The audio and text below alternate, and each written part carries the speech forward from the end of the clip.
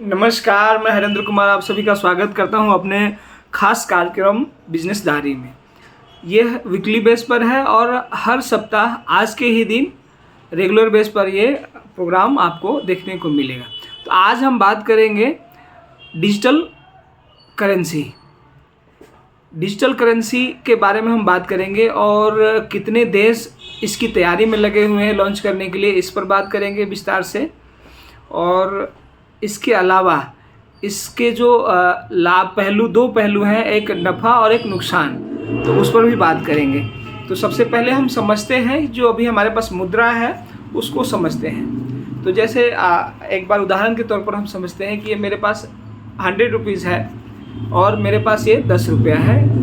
घर से मैं जब निकलता हूँ तो मैं ये रिक्शे वाले को देता हूँ। रिक्शा वाला इसके बदले में मुझे मेट्रो तक छोड़ता है और उसके बाद ये मैं ऑटो वाले को देता हूँ। ऑटो वाले मेरे गंतव्य स्थान तक छोड़ देता है।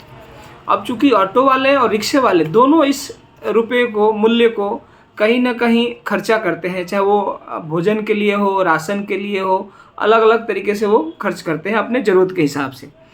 अब समझते हैं कि जैसे मैंने रिक्शे वाले को दिया, ऑटो वाले को दिया, ऑटो वाले ने होटल वाले को दिया, होटल वाले ने फिर वो अपने राशन खरीदने के लिए दुकानदार को दिया, और दुकानदार के पास मैं जब दोबारा गया मैंने राशन लिया तो कुछ जो खुले तौर पर खुले पैसे मेरे पास आए, तो कुछ मेरे पास आते हैं, लेकिन वो मेरे पैसे हैं कि नहीं है हम उसको पहचान नहीं पाए।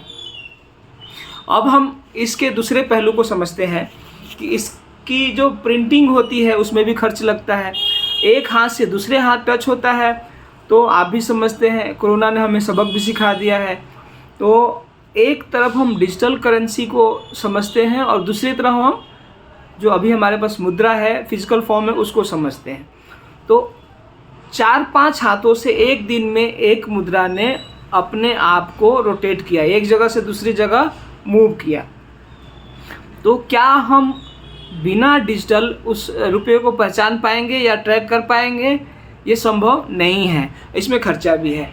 तो अब जैसे हम एक बार इस रुपये को डिटेल में समझने के लिए अपने पास जो कारक हैं, जो कारण है उसको समझते हैं कि आज डिजिटल करेंसी क्यों सफल होगा और लोग उसको क्यों एक्सेप्ट करेंगे, उस पर हम भी चर्चा कर रहे हैं।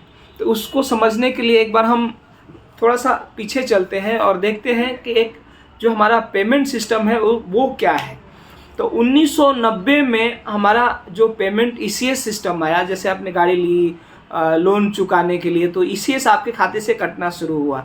वो आरटीजीएस उसके बाद आया 2004 में, यानी जैसे हमने पेमेंट अपने बैंक खाते से किया और सामने वाले के खाते में एक टाइम फ्रेम के अंदर क्रेडिट हो जाता है, उस पर बैंक हमसे एक अमाउंट चार्ज करता है। अब 2004 में हमारे पास आ गया आरटीजीएस, एनईएफटी आया 2005 में, इसी तरीके से आईएमपीएस आया हमारे पास 2010 में, सीटीएस आया हमारे पास 2011 में, नैक आया हमारे पास 2012 में, यूपीआई आया हमारे पास 2016 में, जिसने एक क्रांति पैदा कर दी। और डिजिटल रुपीज़ की हम बात कर रहे हैं, 1 नवंबर को ही सीबीडीसी यानी सेंट्रल बैंक डिजिटल करेंसी ने इसको पायलट प्रोजेक्ट के तहत लॉन्च करने के लिए आरबीआई के माध्यम से एक प्रोजेक्ट तैयार करा हुआ है, जिससे कि जो भी इसमें कमियां आएंगी उसको वो लोग दूर करेंगे और फिर इसको जनता कितना एक्सेप्ट करती है और बैंक इस पर कितना काम करता है उस पर फोकस करके आगे ये डिजिटल करेंसी मार्केट में आने वाला है। अब ये डिजिटल करेंसी सफल होगा नहीं होगा उसको समझने के लिए हम थोड़ा सा इंटरनेट पर भी फोकस करते हैं। इंटरनेट का जो आविष्कार हुआ वो हुआ 1969 में, यानी 1969 के अंदर। भारत में जो शोध के लिए आया वो आया 1986 में, और लेकिन जो कमर्शियल पर्पस के लिए लोगों के लिए यूज़ करने के लिए आया वो आया 1995 में। 1998 में निजी कंपनियों के लिए ये दे दिया गया, यानी इसमें निजी कंपनियों ने अपनी भागीदारी शुरू कर दी। और जो हमारा 2G प्रोजेक्ट शुरू हुआ था 1995 में, अब 3G हमारा शुरू हुआ 2009 में। 4G हमारा शुरू हुआ 2012 में और 5G हमारा शुरू हुआ अभी पिछले अक्टूबर में। तो इस तरह से जो तकनीक की हम बात करते हैं और इसको रन करने के लिए जब हम इंटरनेट के स्पीड की बात करते हैं, तो जैसे जैसे इंटरनेट की स्पीड बढ़ती जा रही है, तकनीक भी बढ़ती जा रही है, और दोनों एक तरह से जो हम पहले काम करते थे, बैंकों में इतनी बड़ी बड़ी लंबी लाइनें लगती थी, यूपीआई ने आप बैंक में जाकर देखिए आज की जो पोजीशन है, बैंक में कस्टमर आपको बिल्कुल ना के बराबर मिलेगा, क्योंकि जो पेमेंट हम करते हैं यूपीआई से ज़्यादा करते हैं। तो इंटरनेट की जो स्पीड है बढ़ गई, डिजिटली हम एक तरफ से अपडेट होने शुरू हो गए, और जहाँ पर हम आज खड़े हैं और हमारे तरह और 14 देश हैं जो इस डिजिटल करेंसी को लॉन्च करने की तैयारी में है। तो एक बार थोड़ा सा और फोकस डालते हैं कि डिजिटल करेंसी हमारे लिए जो लाभकारी पहलू है वो कैसे हो सकता है। तो जो ये हमारा 100 रुपया का नोट है, ये प्रिंटिंग में खर्च होता है, फिर इसके ट्रांसपोर्टेशन में, फिर ये इसके फटने के बाद रीप्रिंटिंग में, यानी बहुत सारे जो पोजीशन है, और ये एक हाथ से दूसरे हाथ में जाता है। तब कोरोना के बाद आपको बताने की ज़रूरत नहीं है किस तरह से हम परेशान थे, हैरान थे, और उसकी खमियाजा सभी को भुगतना पड़ा। और उस टाइम में जो यूपीआई पेमेंट का प्रचलन ज़्यादा हो गया, उसी को देखते हुए और बाज़ार को देखते हुए, एक डिजिटल करेंसी के डिमांड को देखते हुए, क्रिप्टो करेंसी के आने के बाद सभी बैंकों से एक बार थोड़ा सा और हम डिस्कस कर लेते हैं कि जैसे क्रिप्टो करेंसी में एक जो वैल्यूएशन है ऊपर नीचे होता रहता है, लेकिन ये जो डिजिटल करेंसी है अगर 100 रुपये का है तो 100 रुपये का ही रहेगा, इस फॉर्म में ये चेंज नहीं होने वाला है। अब हम दूसरे पहलू पर आते हैं कि हम दुकानदार को जब पेमेंट करेंगे तो वो कैसे करेंगे, क्या वॉलेट में होगा, क्या वो खाते से डायरेक्ट लिंक होगा, इंटरनेट हमें चाहिए पेमेंट के लिए कि नहीं चाहिए। ये बहुत सारे सवाल हैं जो पायलट प्रोजेक्ट के थ्रू जब ये रन होगा तो उसमें सारे सवालों का जवाब मिलेगा और उसको करेक्शन करके आरबीआई लोगों तक लेकर आएगी। अब हम समझते हैं कि ये हमारे लिए, देश के लिए ये लाभदायक पहलू कैसे है। तो नंबर 1 कि जो हम बिजनेस, जैसे छोटे कई लोग हैं जो ऑडी पर चलते हैं या विदेशों घूमने जाते हैं, लेकिन वो टैक्स नहीं पे करते, इनकम टैक्स हो चाहे अपना जीएसटी भी हो, जीएसटी रजिस्ट्रेशन नहीं ले रखा है।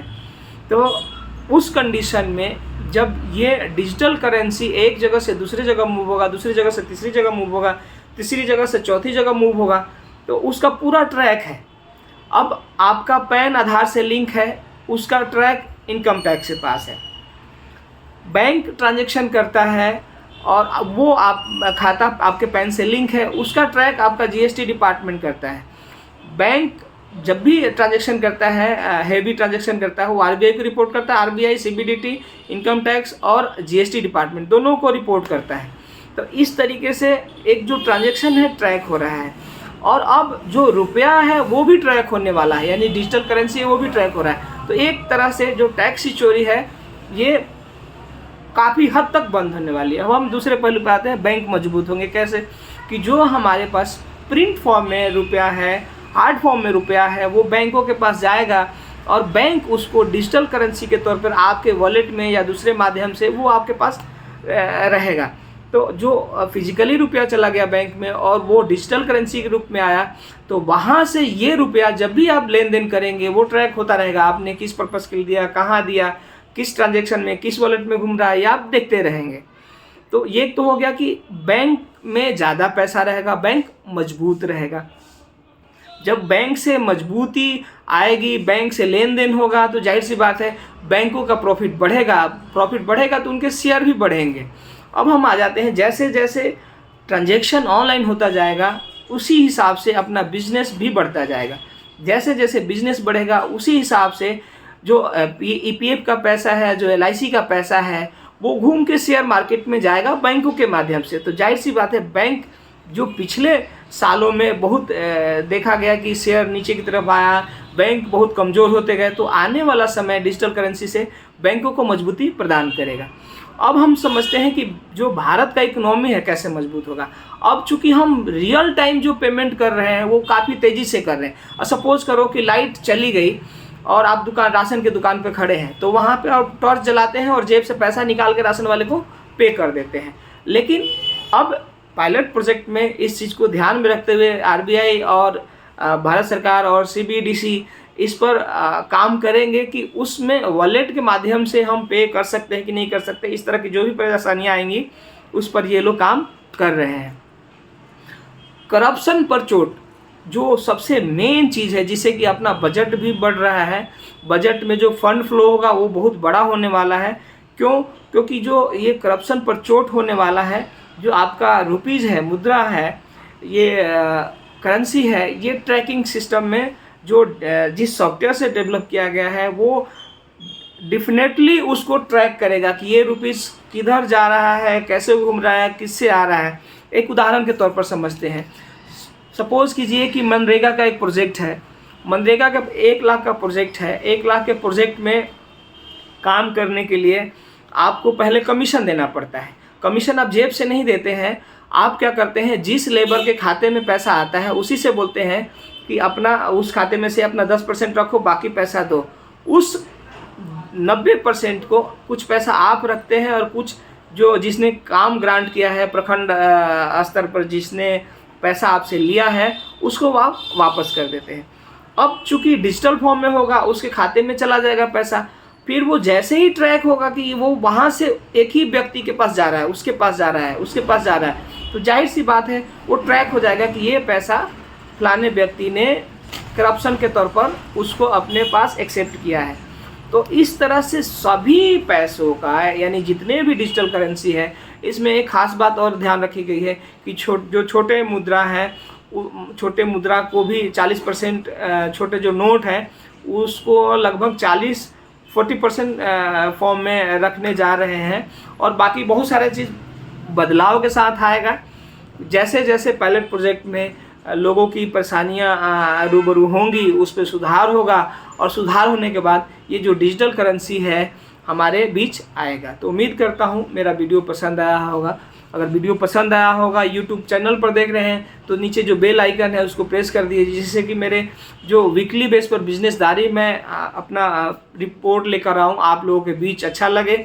और आप के और कोई भी सवाल है इस तरह के, या इस पर वीडियो बनाना है, आप कमेंट बॉक्स में मेरे साथ शेयर कर सकते हैं। अगर आप मेरे इस वीडियो को फेसबुक पेज पर देख रहे हैं तो मेरे पेज को फॉलो कर दीजिए और इस वीडियो को लाइक कर दीजिए। जय हिंद।